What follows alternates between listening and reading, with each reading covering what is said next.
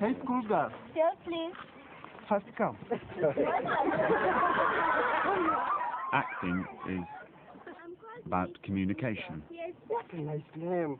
Communicating a story, communicating ideas. In Uganda now, that communication is crucial.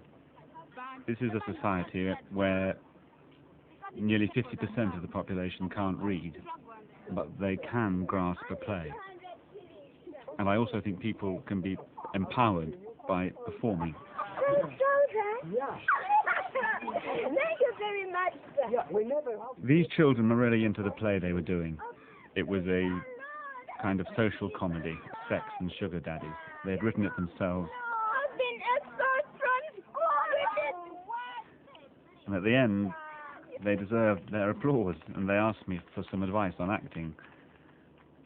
And the thing I wanted to suggest to them was the importance of the imagination, how if you have the imagination, that can fuel you as an actor. I've just finished doing two plays in London and in America, and they were to feel the audience coming in and to hear how they were taken on a journey, taken on a story. As we were today, we were taken on the story of Misa and her friends, and your imagination is taken up and transported, and that, to me, is a kind of magic. And every time I go to a play, and I'm in a play, sometimes, if I'm lucky, I sense that magic, and that is the thing that is, for me, most rewarding.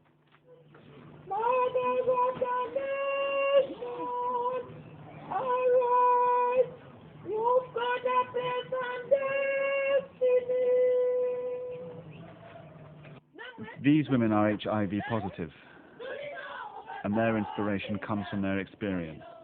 It's not just their imagination, and they are enacting and recreating plays that show issues of fear and prejudice and ignorance about AIDS. I was really compelled watching them, and although I didn't understand what they were saying, I recognized the ups and downs, the discussions of rehearsals. They seem a very happy, integrated, bonded community. Maybe that's doing the plays that does that. I would think it probably is.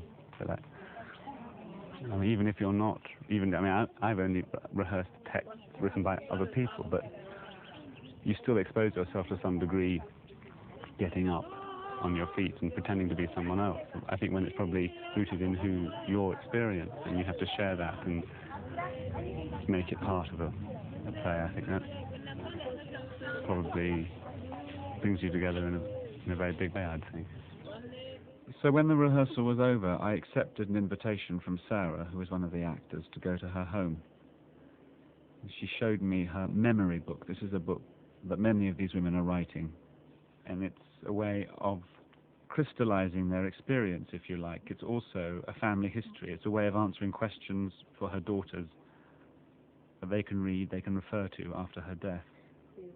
She seemed very matter-of-fact about what she'd written. It was clear that for Sarah, the priority now is communicating. We are trying to show our children that even if we die, we shall remain.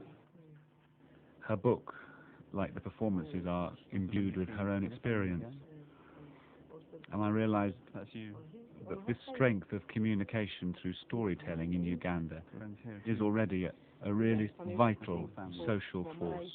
I see.